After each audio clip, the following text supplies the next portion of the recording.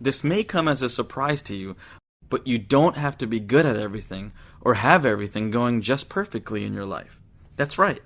Instead, knowing your weaknesses can help you identify your strengths and where you need to find help or the protections, as I mentioned before.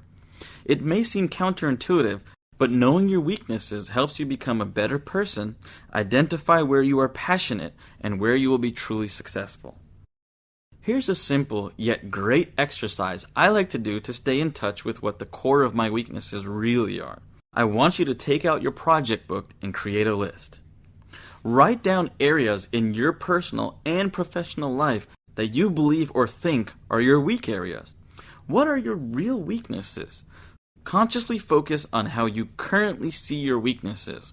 Make sure to base this on what you're doing in your life right now, rather than focusing on your past or future desires.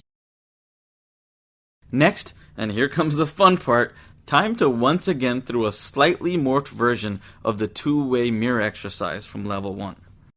This is where we talk about the other side of the mirror. Think about someone in your life that you are seriously close to, a best friend, a family member, or someone you trust. This could be the same person from your ego two-way exercise or someone new. I want you to get in touch with that person, mano a mano, face to face.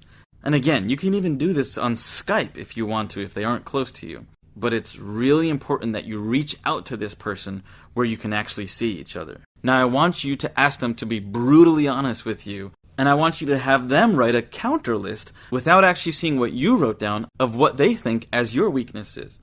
Again, as with your ego, this may be hard for you to see and hear, but self-reflection can lead you to a few answers. In fact, getting an outside view will help you either solidify your observations or can shatter a few of the illusions you may have about your strengths and weaknesses. Next, I want you to compare each of the lists, their list and yours. And when you're comparing this, I want you to do it when you're face to face. Do they match up, or are you seeing some surprises? For example, did you think you were strong in one area, but on the other person's list that didn't seem to be the case? Mismatching like this generally pops up when you're telling yourself something like this one way, but an outside, objective view reveals your real strengths and weaknesses instead. Lastly, take a few minutes to analyze any surprises or mismatches across these two lists. Why do you think that some of these mismatches showed up? What is it that was different? If there are mismatches, is it possible that you think certain things are your strengths, but in truth they aren't? Think about that, and write your thoughts down, and write your feelings down, and write your observations down in your project book.